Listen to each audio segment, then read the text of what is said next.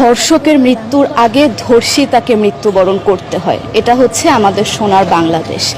একজন ধর্ষকের জীবনের মূল্যটা এত বেশি যে তাকে ফাঁসির মঞ্চে দাঁড় করা যাবে না। আমরা বাংলাদেশে কয়জন ধর্ষকের নাম জানি যাকে কঠোর থেকে কঠোরতম শাস্তি দেওয়া হয়েছে, যাকে ফাঁসির মঞ্চে দাঁড় করা হয়েছে? আমরা কি আদৌ কেউ জানি না। অথচ আমরা কতগুলো যারা যারা ধর্ষিত হয়েছে তাদের নাম জানি, অনেক বড়। এই লিস্ট আসলে অনেক বড়, বলে শেষ করা যাবে না। কুমিল্লার তনু, মাগুরার আসিয়া, 2 দিন আগেও কিশোরগঞ্জে 8ম শ্রেণীর একটি ছাত্রীকে বাসা থেকে তুলে নিয়ে ধর্ষণ করা হচ্ছে। বাবার হাতে মেয়ে ধর্ষিত হচ্ছে, ভাইয়ের হাতে বোন ধর্ষিত হচ্ছে। আমরা আসলে নিরাপদটা কোথায়? আমার মনে হচ্ছে আমরা যেন আইয়ামে জাহিলিয়া যুগে চলে গিয়েছি।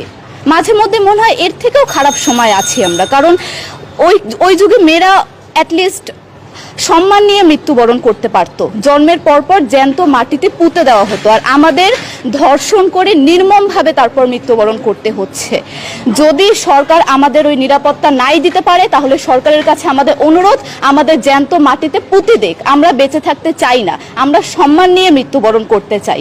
আমরা এই দেশে থাকতে চাই না যেই দেশে আমাদের কোনো নিরাপত্তা নেই, যেই দেশে রাস্তা দিয়ে হাঁটলে আমাদের মধ্যে একটা আতঙ্ক কাজ করে, কখন কি না কি হয়ে যায়। আইন উপদেষ্টা বললেন যে ধর্ষকের নাকি ফাঁসি দেওয়া সম্ভব হবে না, তাহলে নাকি নিরীহ মানুষকেও মাঝে মধ্যে ফাঁসির ব্যবস্থা করা, মিথ্যা মামলায় ফাঁসি দিয়ে ফাঁসির ব্যবস্থা করা হতে পারে।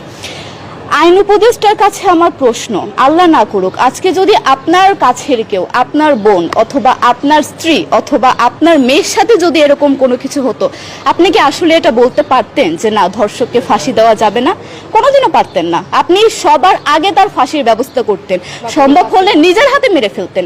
তাহলে আমাদের বেলায় কেন এত বৈষম্য? আমরা কি দোষ করেছি? আমরা কি নারী না? আমরাও তো কারো বোন, আমরাও তো কোনো বাবার সন্তান, আমাদেরও তো বেঁচে থাকার অধিকার আছে, তাই না? কিছু হলে মেয়েদের পোশাকের দোষ দেওয়া হয়। আমার কাছে প্রশ্ন, একটা 8 বছরের শিশুর মধ্যে এরকম কি থাকতে পারে যেটা একটা পুরুষকে অ্যাট্রাক্ট করবে, যেটা একটা পুরুষকে সিরিয়াস করবে? সেরকম হলে আসলে ধর্ষণ করা হতো সবসময় প্রাপ্তবয়স্ক মহিলাকে। কিন্তু আমরা আসলে পরিসংখ্যান গবেষণা করলে দেখতে পারি যে ধর্ষক সবচেয়ে বেশি করা হচ্ছে শিশুদেরকে, কিশোরীদের সবচেয়ে বেশি ধর্ষণ করা হচ্ছে। দৃষ্টিভঙ্গি পরিবর্তন করুন, চিন্তা ভাবনা পরিবর্তন করুন, ধর্ষকদের আইনের আওতায় আনুন।